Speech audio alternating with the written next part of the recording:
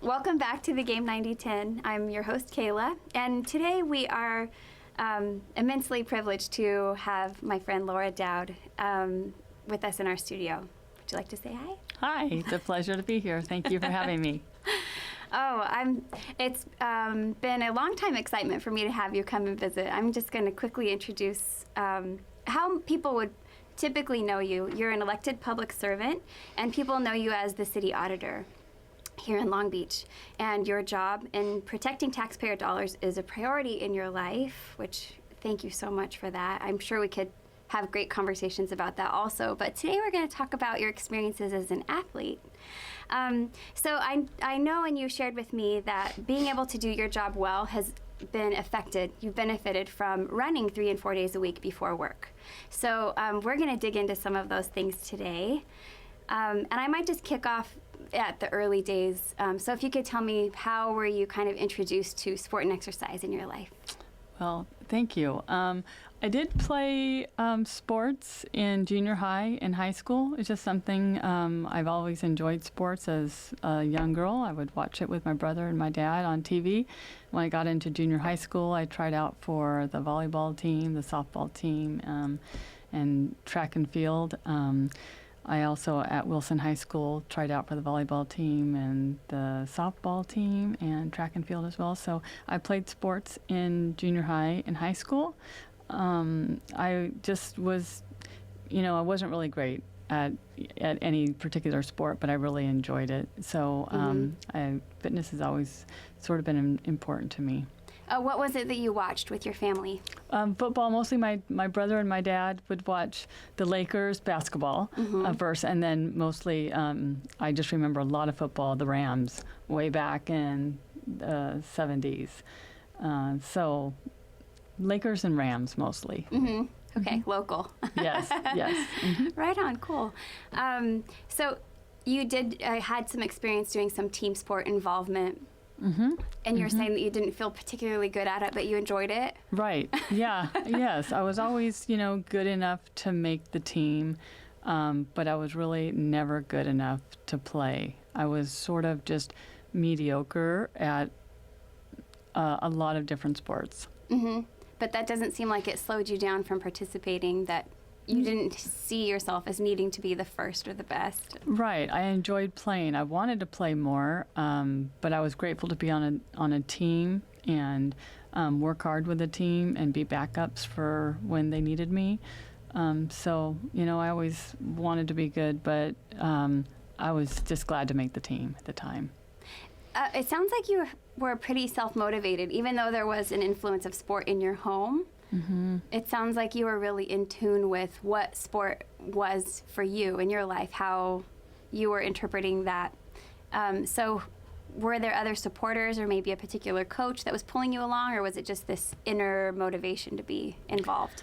Trying to think, I just enjoyed it. It was fun. Like it was just a no-brainer. Like, hey, there's after-school sports and you play other schools, and that sounds like fun. And great. And it was super all about like just having fun and enjoying moving my body and being with my friends after school playing. It was just more like playing and having fun.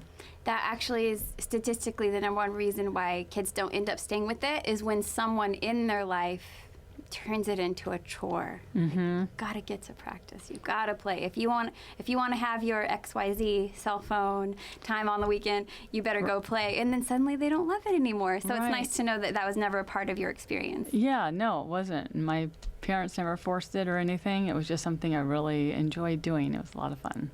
So how did you transition from, I kind of had a dabble in all these different things, to getting more serious in your athleticism? Well, that's a really good question, because after junior high and high school, I didn't play in college, and I went to Long Beach City College and Cal State Long Beach, and I was just sort of a mediocre student too. So when I got to college, I thought, I should probably get more serious about school and think about how I'm going to take care of myself and my family eventually someday. So I started to get more serious about school. And didn't really do a whole lot of fitness for about 8 years. It took me to get through because I worked mostly like part-time and full-time while I was going through school. So it took me a while to get through school, and then I got to a point where I was working, and I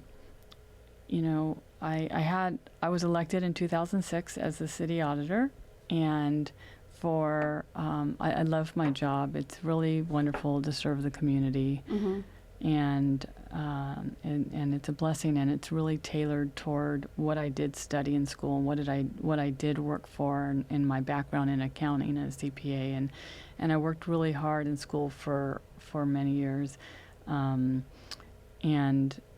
so I'm grateful I have a job that I can use my skills that way. And the first year of my, as I was elected in 2006, the first year on the job, I had the job of my life. I was married with a daughter. I had a wonderful family. I love my family. I belong to a church. I go to church on Sundays that I love. And I had all these pieces in my life that were so wonderful, and I should have been happy. And I wasn't. And there was something missing.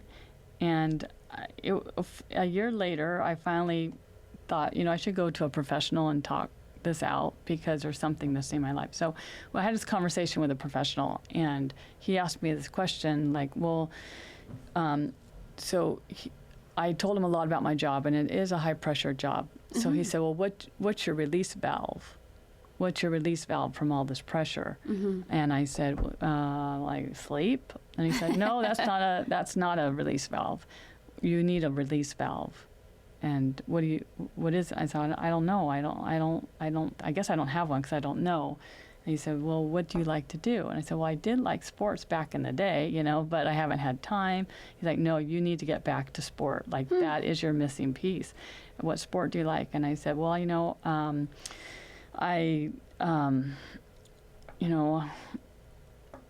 like all kinds of sports, but I do like aerobic type of cardio sports, and from weight management really was the reason kind of why I chose running at the beginning. And so he said, you need to start running. And so the following day was June 1st, 2007. Wow. I remember that day. Remarkable. So it was a year after I was elected, and June 1st, 2007, I went on my first run. It was very slow. It was for 30 minutes. And what did you have music on? What was it like? It was no music. I just went out for a run, and it was probably 2.5 miles. And then I just didn't stop. Like from that day forward, on June 1st, 2007, that was the missing piece that I needed in my life to really the missing piece of the puzzle to create that happiness and that well-balanced life that my life was missing. And now I just don't ever miss it because it is a key to my happiness. Wow. Yeah. That's such a neat story. So how did you get from the point where having sport in my life helps me to feel whole, basically, because you have all these wonderful outlets, and that was kind of the missing piece of the pie. How did that turn from this is something that's daily and great and helps all of me function to the best of my ability to deciding to go into a race? Yes, and how that came about was I saw a group of runners running every Wednesday night by my house, and so I stopped one of the runners one time, asked them, what is this group that's running? I'd be interested. And so they told me there's this group of runners, and they run on Wednesday nights and Saturday mornings. And so I joined this group of runners and would join them. I couldn't go on Wednesday evenings, but I could join them every Saturday morning. So I joined this group, and over time, it broke off into a group of about 12 to 15 working mothers. Most were mothers, like 90%. Some weren't, but working women. and we were all about the same age, within the same decade about. And so we ran together, and they were really good runners, and I wasn't. I was new, and as I ran with them, I was always at the back of the pack, always. And they would talk a lot, and I wanted to hear what they were saying. So I worked so hard to keep up with them so I could hear the stories and the things they were sharing. I couldn't speak when I was running, but they could. And I have to, I'm sorry to interrupt you, but that's why I have to laugh. That's so funny, because most people want to be in the front of the pack because they want to be in the front of the pack, not because of that camaraderie. So I see how strong the community, like, what's going on over there? I have to run faster to get there. Yeah. That's such an interesting motivator.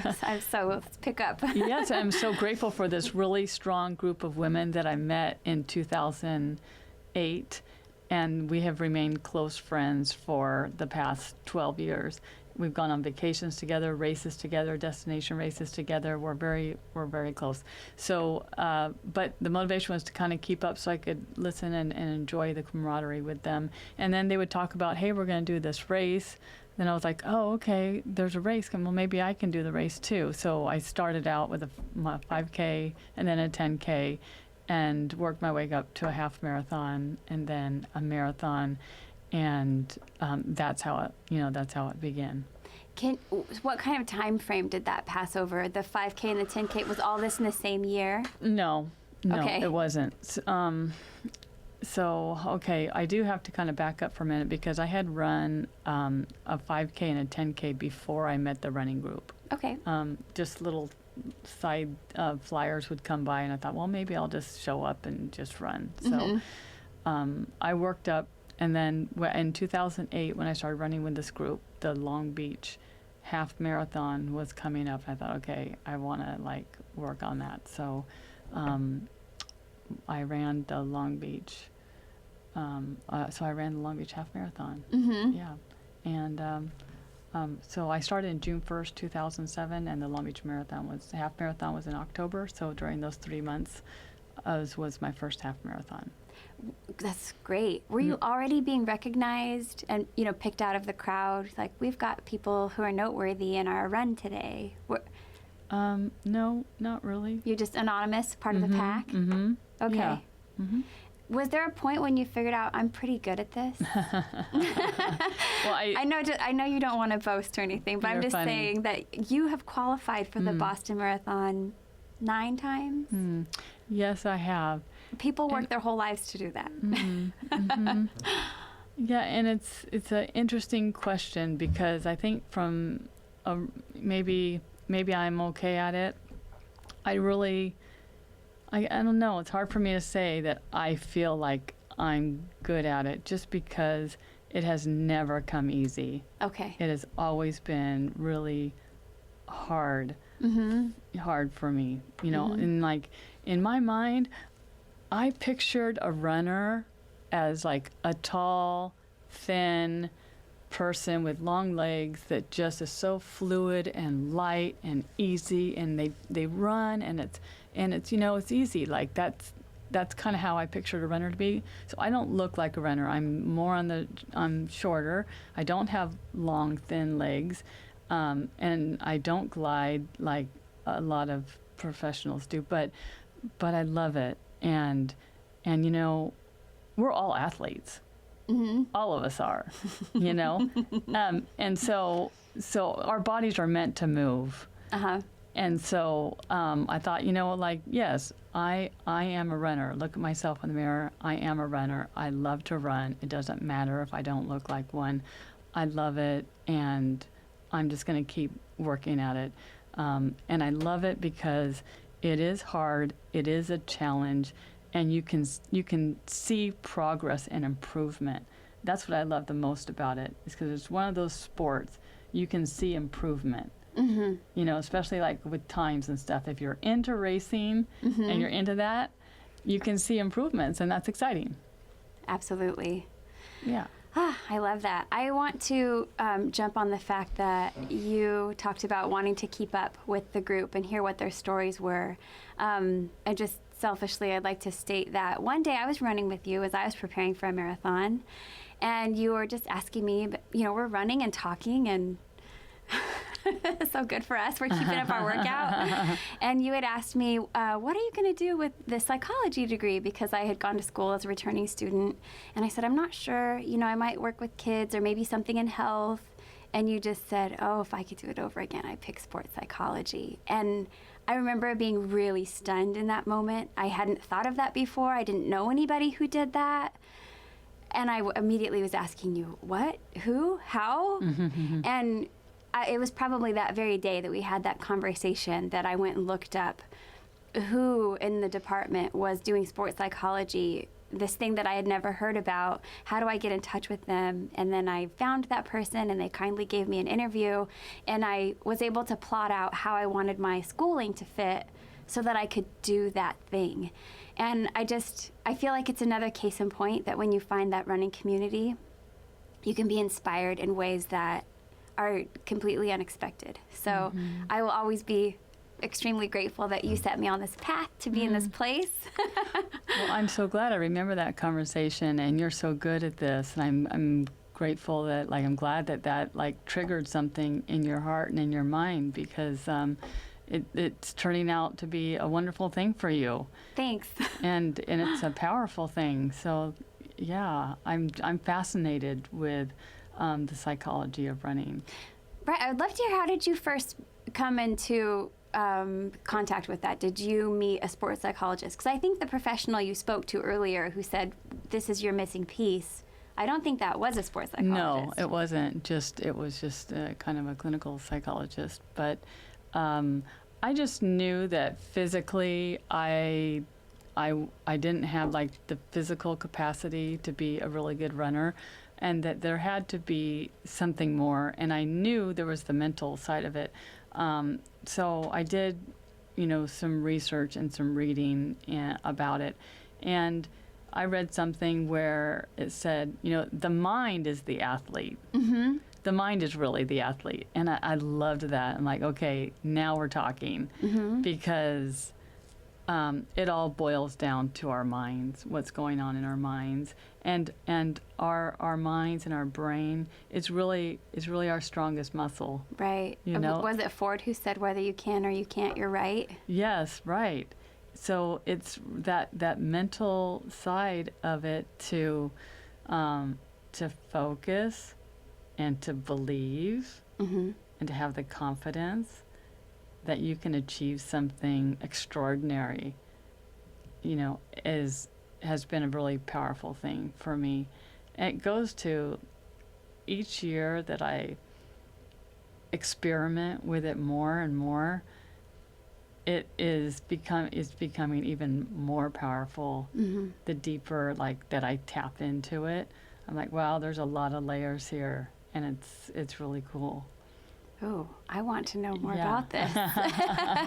So maybe, do you feel like that's something that's already present in your mind, or it comes out more when you are in those really difficult moments? Like, let's say you're already 22 miles into a marathon. You're a very seasoned marathoner. Is that when you really kind of go into that place? Well, I prepare for it ahead of time, so I know that marathon running, for me, it's not easy. It's a challenge, and it's painful. So I know the pain is coming, and this is, like, about pain management, right? So I just prepare myself that I know it's coming. I'm not going to be alarmed by it. I'm not going to freak out. I'm not going to panic, but I'm going to remain calm. I'm going to embrace it and just realize this is part of the game. This is part of our sport, and that it's the challenge to get through that. And so what I tell myself ahead of time, and that translates to the moment, and it's a lot easier said while we're sitting here talking in a really nice, controlled environment. And out there, it's very difficult, but what has helped me so much is to remain calm, to try to calm my heart, calm my breathing, calm my brain.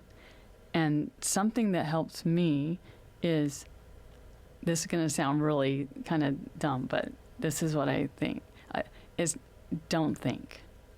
Okay? Like, just don't think.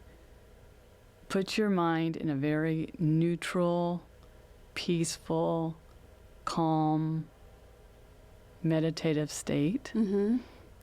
Don't think. Don't allow thoughts in. Right. Because it's draining energy. I don't care if it's like any thoughts. For me, I don't think.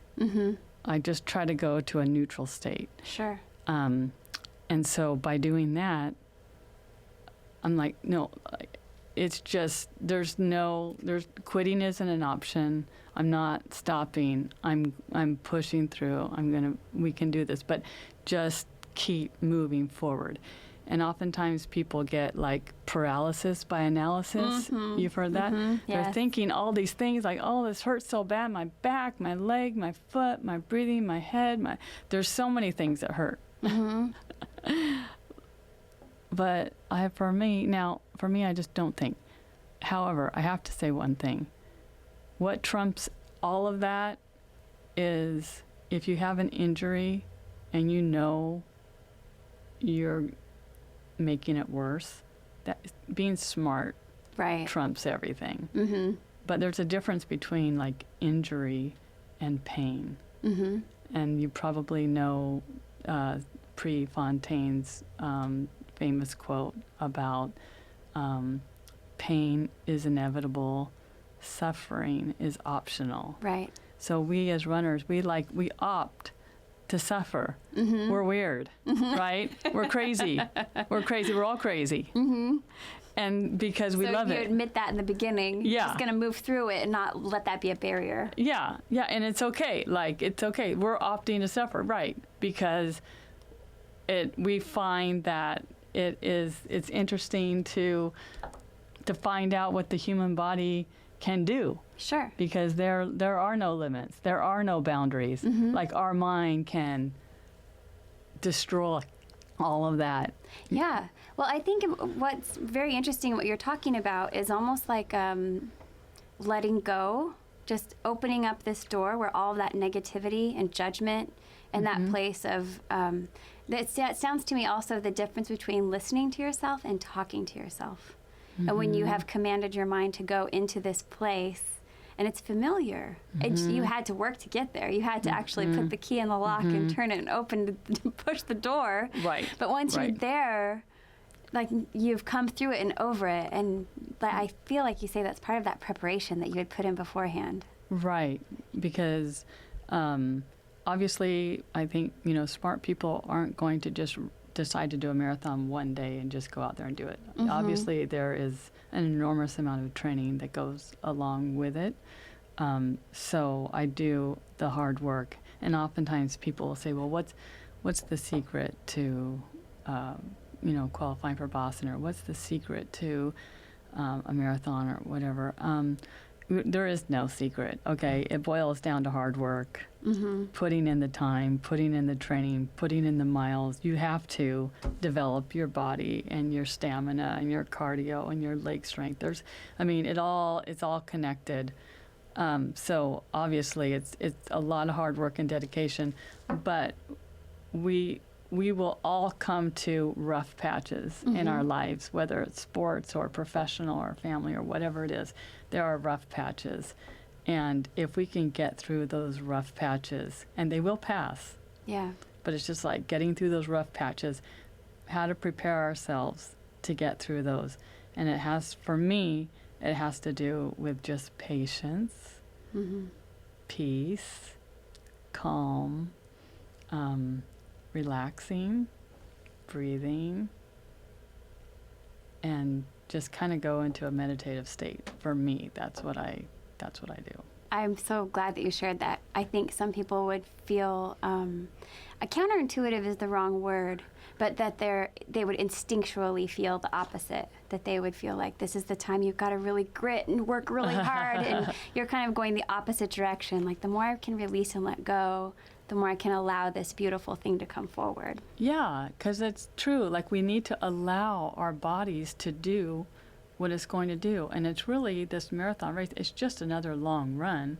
So don't overthink it. Don't stress out. Don't grit and like waste energy of being tense and nervous and this. But if you just like relax and let it go and breathe and calm down, for me, that's what works. So does that mean that having that realization has made your running less social and more, I would like to run on my own and be in this space? Because that doesn't seem like a space where conversation is. Right. Yeah, it's true. So yes, I have been running alone lately.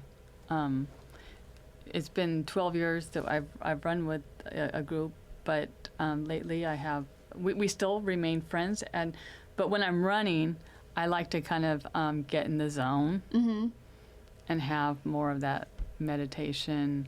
And you can just get into this very beautiful, blissful state where your body is moving. And, people talk about the runner's high, and it comes for me, to me after about 3 to 4 miles. And you get into this zone and this blissful, beautiful state. And then, in races, I don't think, but in training runs, I do. So when I'm running, I'll think about problems I'm experiencing at work and problems that I'm having and things I'm worried about or concerned about. And it's really interesting, and I'm sure you've experienced it, and many runners have, but this light goes on, and you're like, yes, that's how I need to face that challenge. That's what I need to do. That's the answer. And so these, these answers come to you, and it's really great. I feel like it's maybe a parallelism to discipline. That beautiful moment is out there, but I'm going to work to get to it. Yeah. And then I can see how in the other things in your life that are also going to require discipline. They're going to require a hard decision or, facing up to something difficult. I know you handle really intense pressure, dealing with a lot of different people and different things there's a lot on the line, I guess I should say. Right. Yeah. No, running does take discipline, and I do it first thing in the morning. So I wake up early because that's where I think I can, I love mornings.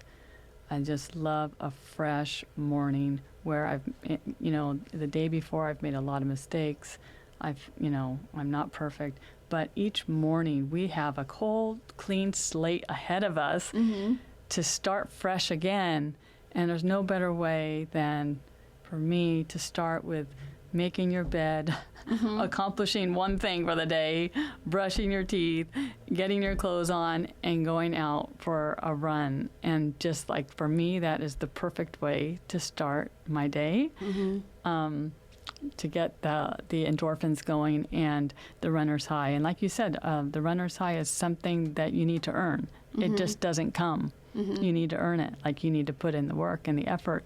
And then the brain chemicals release those endorphins that they're like the happy gas or whatever you call it, that you can't explain it until you really feel it and experience it. And you can throw any challenge you want at me at that point because I can handle it.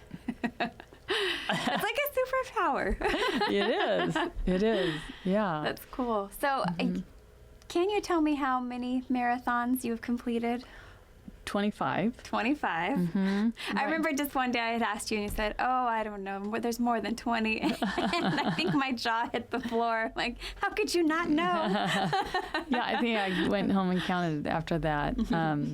So the April 2020 Boston Marathon would have been my 26th. Oh. So they put it on hold, and so I've done 25, and then we'll wait and see what happens with the racing world and how things progress and open up. And I'm sure they will. But in the meantime, does one of those stand out as a worst and one stand out as a best? Like, are there some differentiating factors of those different races? They're all a considerable distance. Yeah, they're all 26.2, no matter how you slice it. So I love Long Beach marathons because this is my hometown, and I love our wonderful city, and it's beautiful, and it's home court advantage, and there's people on the course that I know and see. So that's always fun. The Marine Corps Marathon was one that was really powerful for me. 26.2 miles is a long way to go and to think. And at the Marine Corps Marathon, they had pictures of those the servicemen and women who died in the line of duty along the route. Really? Right. As well as American flags, and it's in Washington, D.C., and you run around all the major monuments, and in combination with the pictures of those who died in service and the American flags, it was just really moving, and it gave me a chance to reflect and to think about our country and our freedoms and our blessings and those who fought to protect them for us. And it was a powerful experience for me. At the very end of the marathon, so Marines work the whole marathon too, all at the aid stations, and everybody's in fatigues and their camouflage, and So at the very end, the Marines will place your finisher's medal over your neck, and as in most marathons, but these are all done by Marines, right?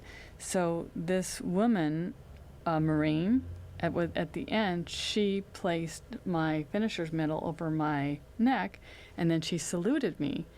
And I was like speechless, and I just automatically saluted her, and then we hugged, and it just all happened very fast, but I just remember being very moved by that experience. I'm so glad you shared that. I'm moved right now, especially to go together with the fact that even if you run a marathon somewhere else, you're already going through kind of a transformative experience, and then to do that there seems reverent. Yeah, that's a good word. And even though I should have probably expected that, I didn't. I didn't expect it until it was happening in the moment. Wow. And you run past each one of those pictures of people who died A whole life. for our country and how blessed we are in this country. It was really powerful. Maybe every public servant should do that run. Yeah, I'd like to go back too. It was really wonderful. Gosh, was it big? I mean, because the Long Beach Marathon's enormous. I think there were about 30,000 runners. Good. Yeah, it was a good one. Oh, that sounds really incredible. So I guess I wanted to ask you, where has your running passion kind of surprised you? Where has my running passion surprised?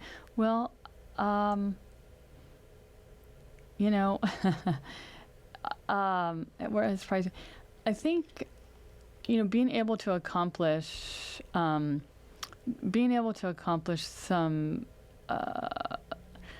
things that I didn't think were possible has been really beneficial to me. If I could just share a story, I have a running partner, and we were running on this one particular Wednesday, and my birthday was the upcoming Friday, and so we have this certain run we do and it's 5 miles up to the pier and 5 miles back. So we were in mile 4, and he said, "Oh, I have a birthday present for you. I'm going to give you on Friday." And then I don't really like surprises, so I said, "Well, what is it?" And he said, "I can't tell you till Friday." I'm like, "No, you have to tell me." So he said, "Okay, well, I had been working on trying to beat a 7-minute mile, and I know for a lot of runners, a 7-minute mile, it's not that big of a deal. But for a woman who was approaching 50, who's not like a total runner, that was just a goal that I was trying to run a mile under 7 minutes, and I wasn't able to do it. It was always coming at 7:18, 7:15, 7:24, whatever it was. But close. Yeah, But under a minute is close. Yeah. So he said, well, I'm going to give you under 7 minute mile. You're going to run a mile under 7 minutes. And that's my birthday present to you. And what a friend. Yeah. And he said, but it's coming on Friday. And so I said, well, I don't really like things hanging over my head. So let's just do it now. And it was on a Wednesday morning, and so he said. And you had already run 4 miles. We ran 4 miles. Up. Right. So we were going to run the last mile to the pier between mile 4 and mile 5. So he said, okay. Do you end up going uphill? Sorry, I don't want to interrupt. No, but what that 4 to 5 mile? Yeah. There's no hill involved. Okay. It's flat. So he said, well, we're almost at the mile mark, so we're going to do it. If you want to do it now, are you serious? I said, yeah, I'm serious. So he said, well, you have 45 seconds to get your life together and just get your stuff together and hold on. So just follow me. Just follow my feet and just hold on. Wow. So I'm like, okay. So I had my water bottle, took a drink. I'm like, calm down. It's all going to be fine. Just follow him. He knows what he's doing. I'm not even going to look at my watch. I'm just going to follow his feet and just breathe. That was my strategy. So he's like, when we hit the mile and it starts, I'm going to say boom. So I'm like, okay. So we hit the mile. He said boom. And I just followed his feet. I just completely got in the zone. I tried to stay calm. I just tried to keep my breathing under control, keep everything under control, and not to think, but just stay really focused. And I knew we were going at a faster pace than I was used to because I was not able to stay calm. I was really working, and I was really breathing. And I know little doubts were coming in, and I was really doing my best to go like, yeah, you can do it, just hold on. And so we worked through it, and we got right to the very end, and then I heard his watch buzz, and mine did too, even though I didn't look at it the whole time. I didn't want to know, but my watch buzzed, and I looked down, and it said 6:58. Yes. And so I had this flood of emotion. I know this sounds really cheesy, but I just kept running because I felt that I knew I was going to start crying. I felt it coming on. So I didn't want anyone to see me cry. And I just kept running. And I went past the pier, so I was far enough away from him. And I sat down on a little area, and I just wept because I just accomplished something that was really hard, and then for me, but what it was translating into my head was there were some really hard things at work that were happening that I kept avoiding, and I didn't have the confidence to face them head on, and I kept postponing it and putting it off, and it was hurting me inside. And as soon as I passed that, it was like, today is the day. I am facing that problem. I'm gonna just face it head on. I couldn't wait to get back to work to handle that problem. Wow. But I allowed it all just to come out at that moment at the pier. And then we just hugged, and he's like, I knew you could do it. And he said, you know what, Laura? No one knows what just happened right now except you and me. Yeah. And when we go out through our days today, no one's going to know. It's just between you and me, what we just experienced, a miracle for you. That was a really cool thing. And he just happy birthday. So anyway, that was the best birthday present. And that has translated into, just having the confidence to tackle hard things. Which is huge, because those hard things are going to keep coming and coming and coming. And they do. They continually come. And running is a way to just show that you're strong and you're resilient and we're not afraid of hard work. And it's like right now, we talked earlier, we both did our hair and makeup today. And we might be feeling, a little cute, but like there's nothing cute about working hard, getting stronger, getting down into it, rolling up our sleeves, doing the hard work, setting goals, and letting all the cuteness out the window, because it's not about that. It's about accomplishing goals and getting stronger and getting better and making improvements in our lives to really like show what kind of person we are and what we can become. And we're showing ourselves. It's not even about this, like he said, this is just between us. It wasn't a showboating thing at all. You just said, I had this goal. He knew about your goal. Right. What a great gift. Yeah, it was. And you're right. It's just, it's not about impressing anyone else. It's about impressing ourselves, And even if that's your mantra in your run, like, surprise yourself, impress yourself. Show yourself what you're made of, because you know down deep inside you have what it takes to do it, and it's just beginning and doing it. So just talking about the fact that you have run and had a lot of epiphanies and accomplishments along the way would almost make it sound like there were not that many obstacles, but I know just from knowing you that you've come through your share of injuries too. So I'd love to know, how do you navigate that when something is, as you said, you have to run smart? Well, thank you. Yes, injuries are very prevalent in runners, and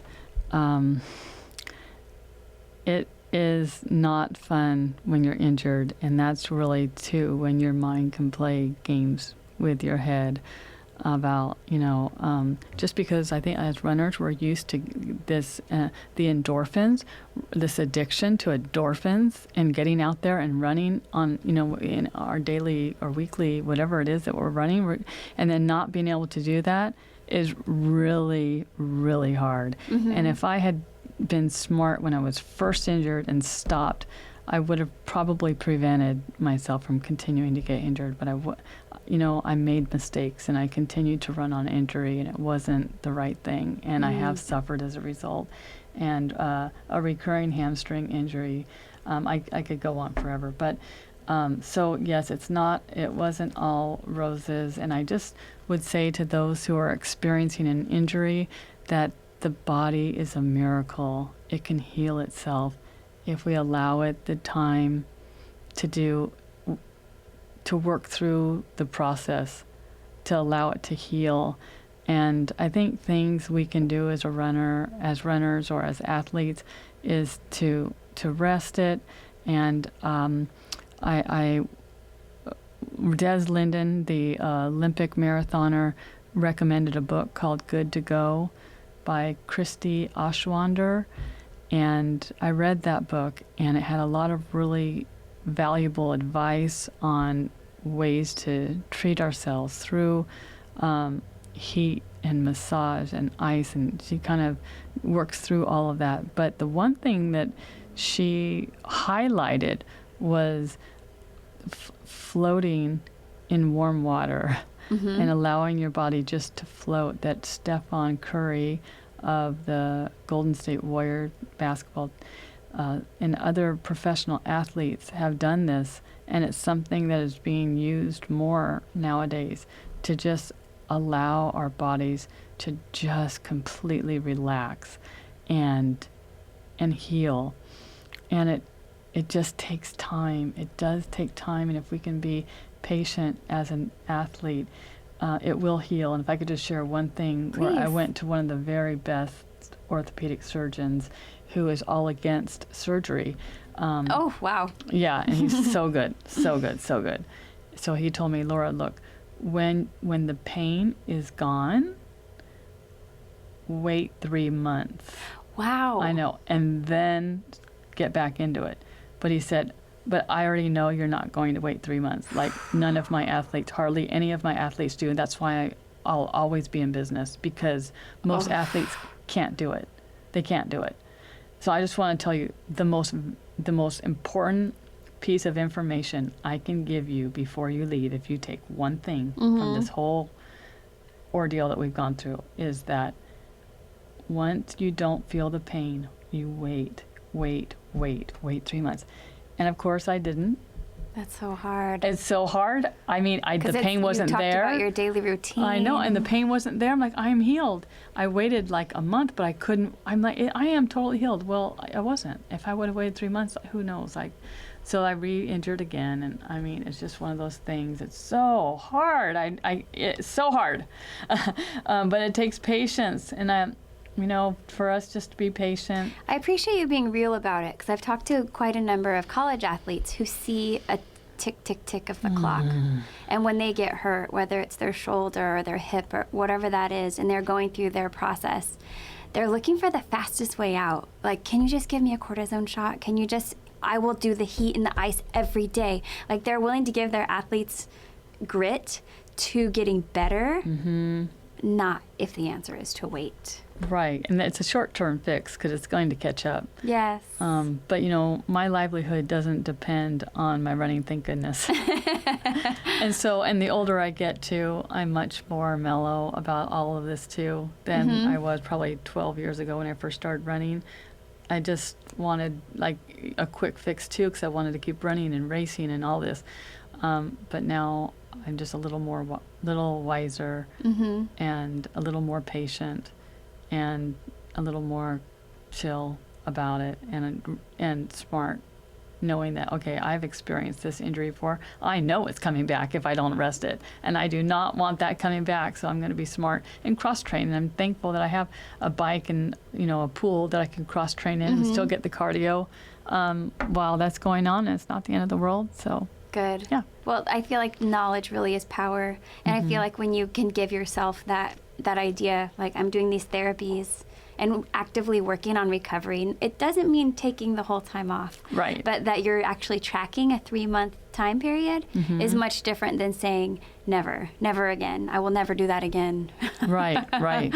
Yeah. So it flips the narrative and helps empower you to feel like I can do 3 months because of these things. Right. So I love that you shared that. Thank you. Yeah, and I just think that our health is so important that it needs to be a priority by putting our health first. We're not good for anything or anybody unless we have good health.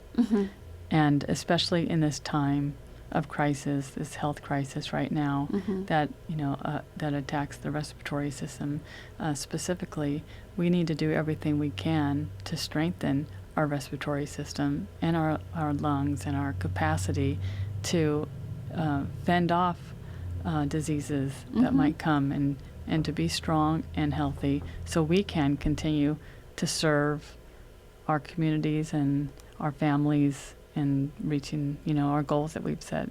So absolutely, it's up to us. Right. No, nobody else can be accountable for that in the end.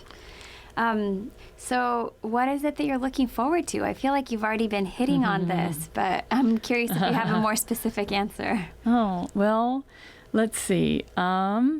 The Boston Virtual Marathon is in 2 weeks. Oh, that's so soon. So the Boston Marathon it's virtual. Okay. In Long Beach, so there are several people running it in Long Beach.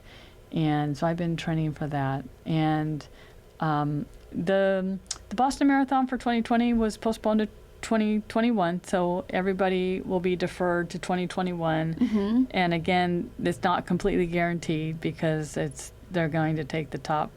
I'm not exactly sure, but your time is you still have to submit your time, and then they'll see whether or not you qualified to race. Even though you qualified for the Boston Marathon, it is limited by the number of people they can handle. Of course. So I will submit my time again and see if I can run the 2021.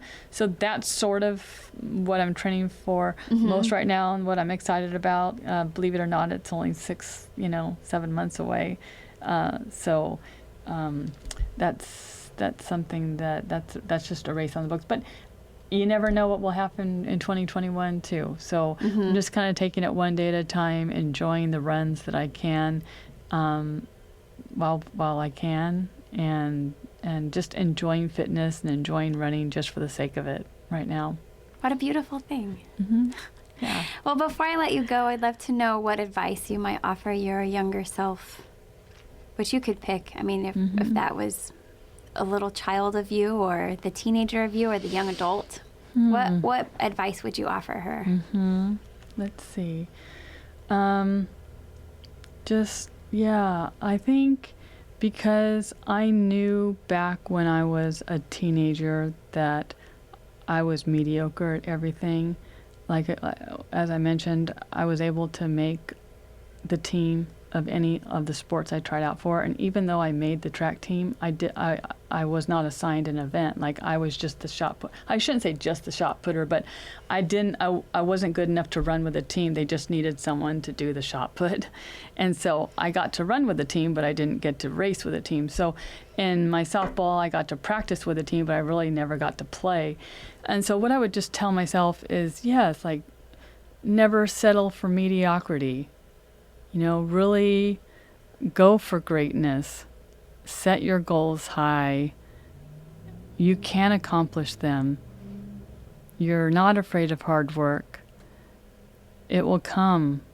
Be patient, and you will experience some wonderful, beautiful goals that will bless your life, and can potentially bless others.